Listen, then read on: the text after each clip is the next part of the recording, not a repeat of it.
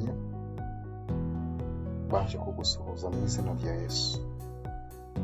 Munsi mu mutima wanjye harimo ijambo ngiye kubagezaho riri mu Byakozwe n'Intumwa ibice bya 9 ku murongo wa 17. Turasoma n'iri mu rwandiko Pawulo yandikiye Abefeso igice cyawo cya mbere, turahera ku murongo wa 15 tugeze ku murongo wa 18. Reka dusome mu izina rya Yesu Kristo. Mu Byakozwe n'Intumwa igice cya 9 ku murongo wa 17 haravuga ngo, Ananiya aragenda yinjira mu nzu, amurambikaho ibiganza, aramubwira ati, Sawuli mwene data Yesu kubonekeye mu nzira waturutsemo, arantumye ngo umwuka wuzure umwuka wera. Dusome no mu rwandiko rw'Abefeso cyangwa urwo Pawulo yandikiye Abefeso igice cya mbere umurongo wa 15 kugeza ku wa 18. Aravuga ngo, nicyo gituma nanjye maze kumva uburyo mwizeye umwami Yesu mugakunda abera bose, mbashimira Imana urudaca, nkabasabira uko nsenze, kugira ngo Imana y'umwami wacu Yesu Kristo ariyo Data wa twese w'icyubahiro ibahe umwuka w'ubwenge no guhishurirwa, bitume muyimenya, ngo amaso y'imitima yanyu abone uko ahweza, mumenye ibyo mwiringizwa n'iyabahamagaye, mumenye n'ubutunzi bw'ubwiza bw'ibyo azaraga abera. Amen.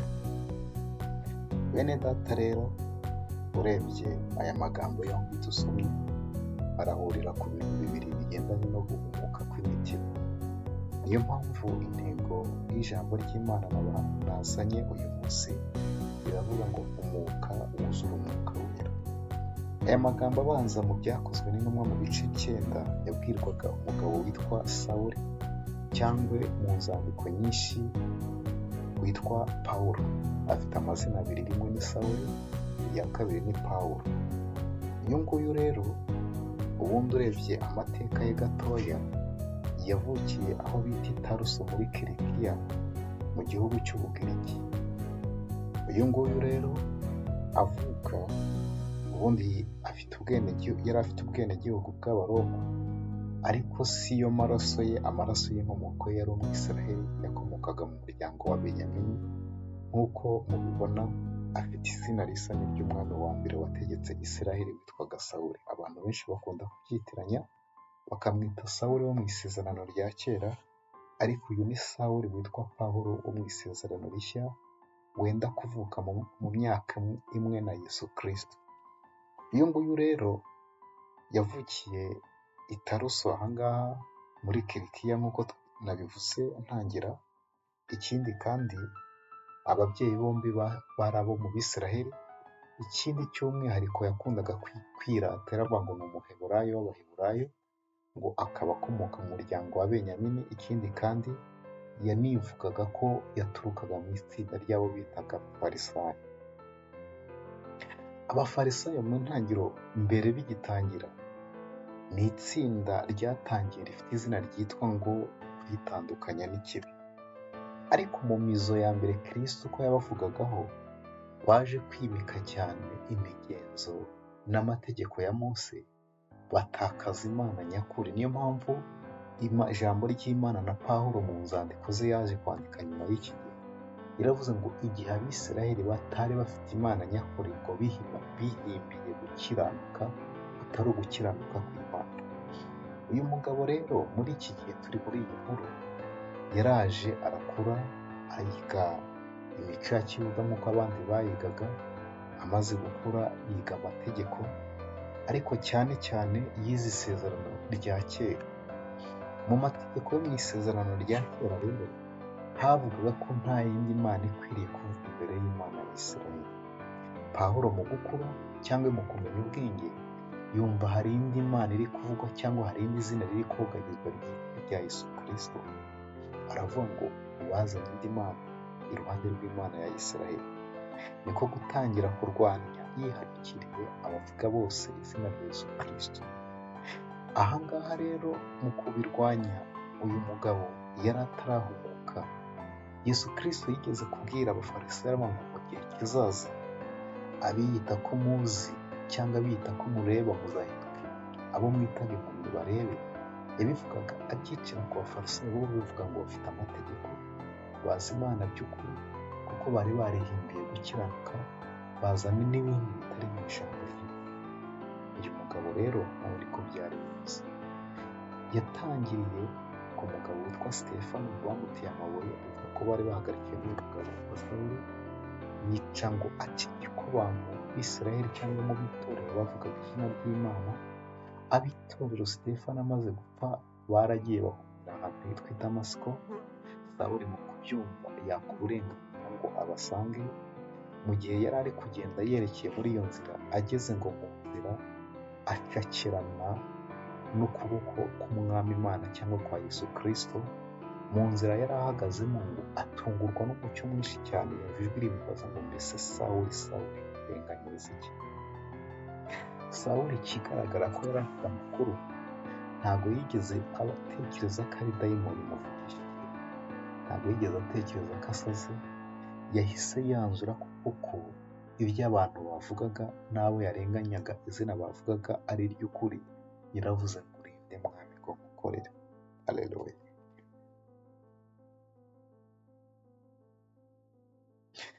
Akimara kuvuga ayo magambo, abari bari kumwe nabo ngo bumvise ijwi, ariko ngo ntibabona uwavugaga. Ariko bishoboka ko Pawulo we yabonaga ubwo uwo bavuganaga.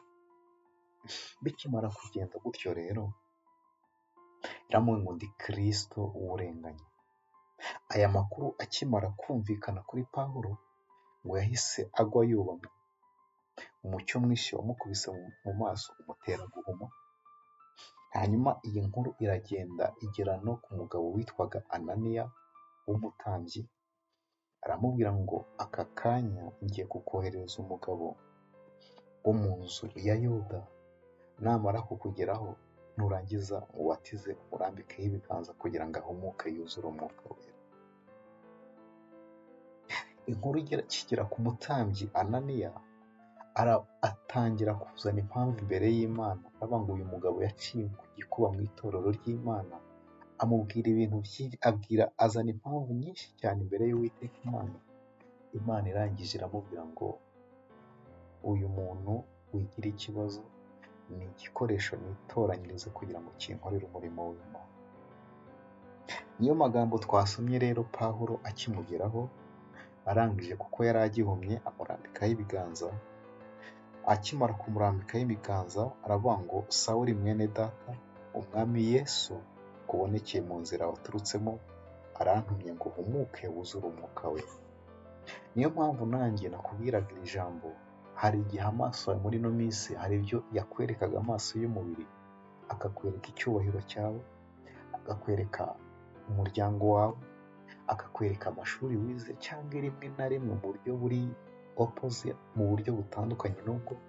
Rimwe akakwereka ibibazo, akakwereka intambara. Urebesha amaso y'umubiri ntabwo wabasha kuzura umwuka wera.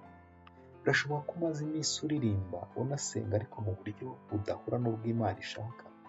Niyo mpamvu Imana akanya nk'aka ishaka kukumurikira kugira ngo wuzure umwuka wera.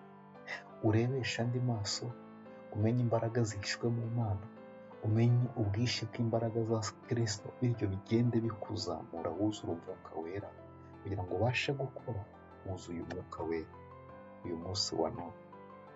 Niyo mpamvu Pawulo ageze ku itorero ry'i Korinto ryo muri Efeso, ahandi yari yarahaciye n'iryo torero yaciriyemo cyane, arabigisha barwanana intambara y'umwuka. Arangije arabitegereza, abona bafite kwizera, abona bakunda abera, ariko abona bakora imirimo myinshi cyane itandukanye. Ariko abitegereje abona hari ahantu bari kubura.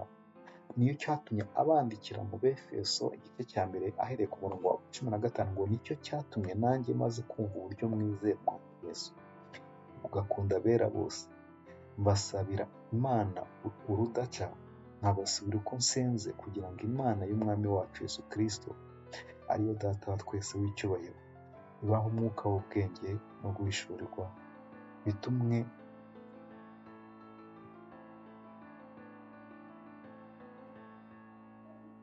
asabira Imana urudaca, nkasabira uko nsenze, kugira ngo Imana y'Umwami wacu Yesu Kristo ariyo Data wa twese w'icyubahiro, ibahe umwuka w'ubwenge no guhishurirwa, bitume muyimenya, ngo amaso y'imitima yanyu abone uko ahweza, mumenye ibyo mwiringizwa n'iyabahamagaye, mumenye n'ubutunzi bw'ubwiza bw'ibyo azaraga abera.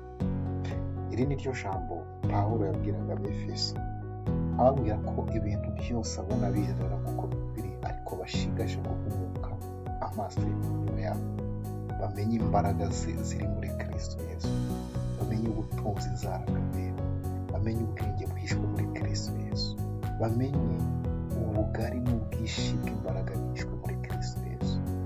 Pawulo amaze kubitegereza ibyo yabasenya umunsi ku munsi, nanjye bene data rero ijambo nari nabazaniye, ijambo nari nakuzaniye ryari riri kugira ngo aka kanya utangire usenga Imana, utangire kuyiginga kugira ngo amahano yari ahumije ahumuke, agahinda wari ufite gashire, ingingimira wari ufite ishire, umenye ko Kristo ari kumwe nawe, kandi bya bindi byose bikomeye umenye ko Kristo abishoboye, kandi numara guhumuka ayo maso akwereka imbaraga ziri muri Kristo Yesu, nibwo utangira guhumuka kuzura umwuka wera, kuko ntiwakuzura umwuka wera ufite agahinda, ntiwakuzura umwuka wera ufite ubwoba, ntiwakuzura umwuka wera ufite kwiheba, ariko numara guhumuka ukamenya ubwinshi bw'imbaraga biri muri Kristo Yesu, biratuma utangira kugira icyizere, bityo wuzura imbaraga z'umwuka wera.